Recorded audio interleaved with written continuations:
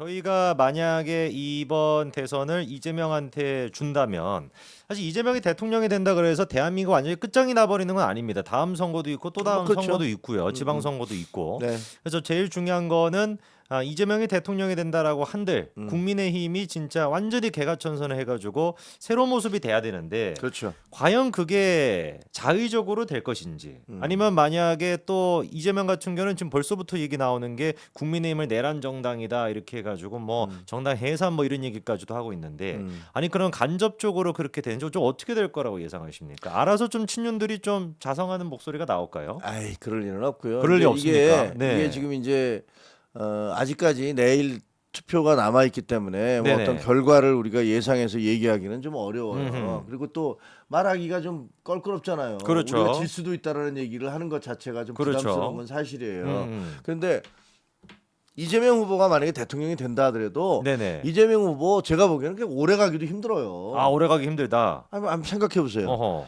아니 지금 경제 있잖아요. 네네. 다들 아시다시피 지금 경제 굉장히 어렵습니다.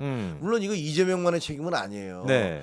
그 이전에 윤석열 대통령 3년 동안에 문제가 있었고 그 이전에는 문재인 정부의 또 5년 동안에 개판 친 게 있었고 그 이전까지 가자면 이제 박근혜 전 대통령도 뭐 책임이 없다고 할 수 없을 테니까 적어도 한 이 10여 년 동안에 대한민국 경제가 굉장히 어려워진 건 분명하거든요. 네. 이 세 대통령을 거치면서 그래도 그 이전에 이제 이명박 대통령 때는 그래도 그 금융위기 같은 거, 전 세계 금융위기 같은 걸 우리가 나름대로는 다른 나라보다 훨씬 수월하게 넘어갔던 그런 그 실적도 있고 또 여기서 G7 회의도 우리나라에서 개최하고 뭐 여러 가지 후반에 가서는 초반에 광우병 사태로 거의 그로키 상태에 빠졌다가 나중에 후반에 가서는 상당히 잘 됐었거든요.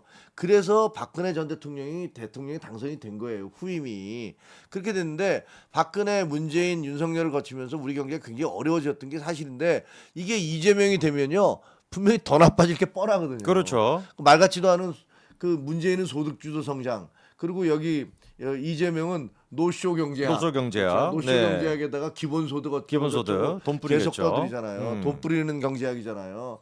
이게 될 리가 있습니까? 이거 굉장히 어려워질 거예요. 그래서 이재명이 된다 하더라도 경제가 굉장히 힘들기 때문에 아마 몇 달 지나서 여기저기서 아우성 소리가 터질 겁니다. 어허. 그리고 또 하나는 그 외교안보 측면에서 보면 뭐 중국과 그 대만이 충돌이 있을 때 쉐쉐쉐쉐 하면 된다고 하는 그 말 같지도 않은 그런 소리에서 드러나듯이 분명히 이 외교안보 상으로도 미국과도 갈등이 생기고 일본과도 트러블이 있을 것이고 뭐 이럴 가능성이 굉장히 커요. 그렇죠. 그리고 중국과 북한에 대해서는 굴종적 태도, 러시아에 대해서도 마찬가지고 이 사람 우크라이나 전쟁에 대해서도 왜 작은 나라가 큰 나라에 대해서 대드느냐는 식으로 얘기를 했었잖아요. 그러니까 이런 부분들을 보면 외교 안보적으로 보나 그리고 또 그 경제적으로 보나 굉장한 위기 상황에 봉착할 것이다. 이재명은.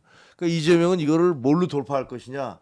칼질로 돌파할 거예요. 칼질로. 어허. 그렇지 않겠습니까? 네네. 국민의힘에 대해서 국민의힘의 누구누구를 쟤네들은 내란당이니까 공동의 적을 또 이제 만드는. 그렇죠. 아하. 그러니까 사람들의 관심을 돌리기 위해서 네네. 내란 세력을 척결하자 이러면서 문재인이 그때 했던 것처럼. 네, 그렇죠. 어허. 근데 그거보다는 10배, 100배 더 심할 거예요. 아. 그때는 이제 과거 정권에 대한 그냥 적폐라는 주장으로 했었지만 그렇죠. 적폐청산. 이번 같은 경우는 온 국민이 바라보고 있는 가운데 비상계엄이 실시됐으니까 그렇죠.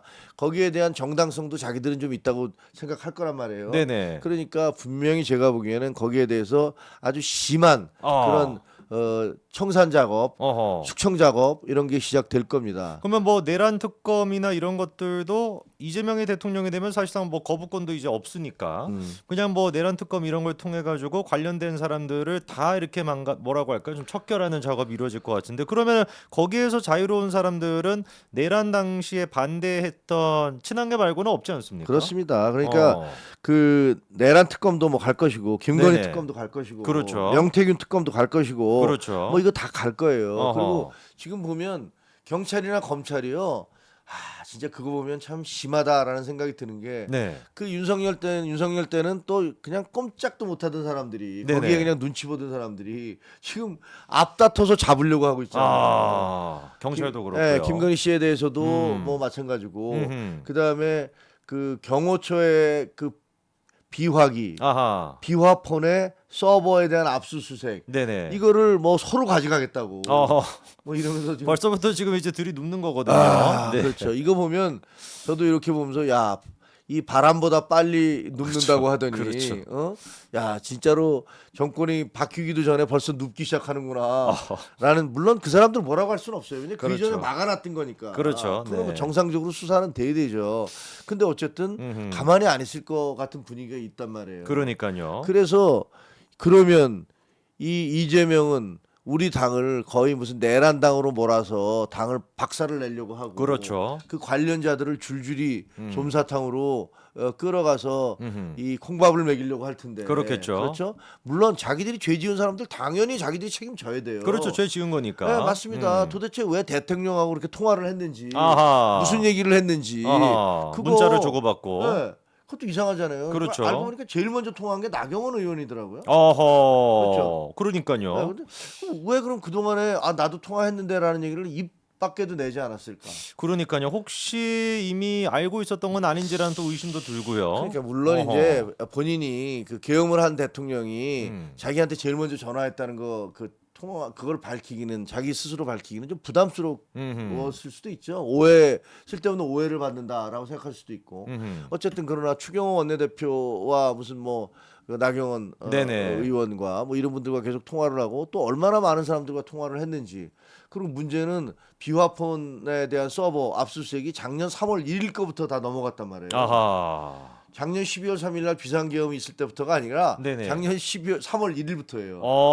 작년 3월 1일부터는 지금 그 군사령관들, 경찰들과 구체적으로 그 안가에서 모여서 밥 먹으면서 그런 얘기들을 하고 이럴 때란 말이에요. 어허. 그러니까 그때 과연 어느 누구와 비화폰으로 통화를 했느냐, 그리고 그 내용이 뭐였느냐, 거기에서 뭐 대통령이 내가 비상대권을 이용해서 뭘 하겠다라는 얘기를 뭐 했다라든가, 그리고 뭐 나를 도와달라고 얘기를 했다든가, 뭐 이런 얘기들이 나온다면 야, 이거는 그 전화를 받은 사람들은 정말 잠이 안 올 겁니다 지금. 무사하기가 좀 쉽지 않다라는 생각까지 드는데, 그러다 보니까 이 친윤들이 보이는 이상하리만큼 좀 비정상적인 행동들이 이재명이 대통령이 되고 난 뒤에 방금 말씀하셨던 그런 어떤 사태를 지금 대비하기 위해서 정말 목숨같이 자기의 어떤 그 당권을 지금 지키려고 하는 거 아니냐, 이런 또 해석도 있더라고요. 그렇죠.